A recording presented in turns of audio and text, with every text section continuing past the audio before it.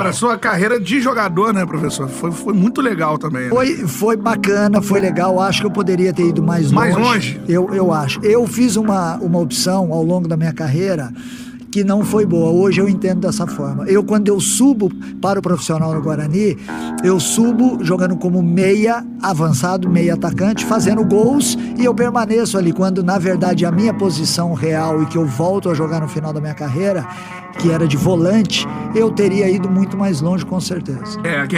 Eu não vou dizer que é mais fácil, né? Mas, por exemplo, você... Pra mim era. Então... Pra mim era. É característica, né?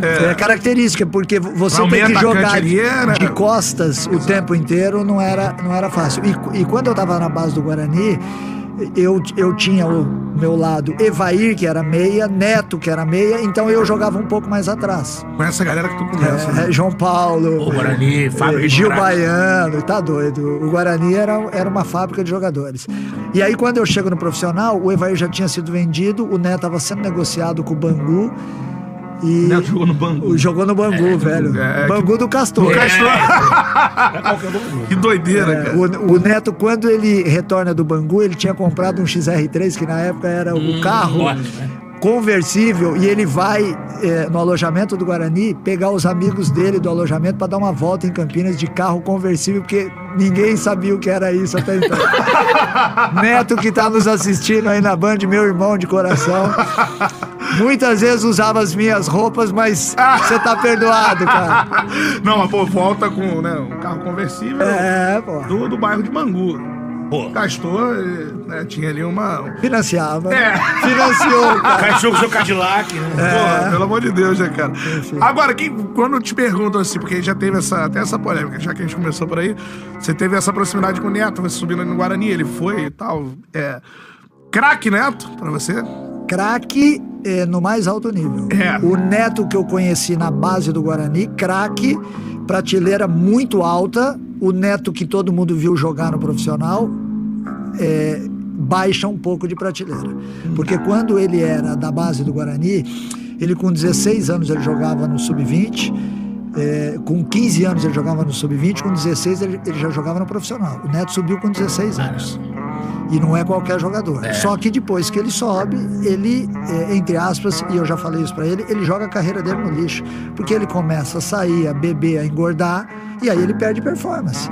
Mas o Neto da base era diferenciado. Então essa foi a chave. Você acha que se ele tivesse uma vida... Com certeza. De atleta, vamos dizer assim... Se ele tivesse tido uma vida de atleta, ele teria batido Real Madrid, Barcelona, Manchester City, com certeza. É mesmo assim? Eu me lembro que no Sub-17, no Paulista Sub-17, nós fizemos 30 jogos. Ganhamos o título em cima do São Paulo. O Neto fez 6 jogos, foi artilheiro do campeonato. Caraca, só... Em 6 jogos ele foi artilheiro do campeonato com 13 gols. Caramba. O segundo, ao longo de 30 jogos, fez 10 gols no campeonato. O Neto era um craque com todas as palavras. Quem já lembra, eu tenho essa memória do Neto jogando, mas eu acho que já mais... A minha memória já é dos anos 90 ali, né? Dele já tendo problema de peso, tudo mais, né? Gordinho, já com a camisa assim, um pouquinho pra cima. Esse não foi o Neto que eu conheci. Esse foi o Neto que eu vi jogar no Corinthians, vi jogar no Palmeiras. Foi muito importante a carreira. Mas muito distante do Neto da base, porque ali nós tínhamos uma referência.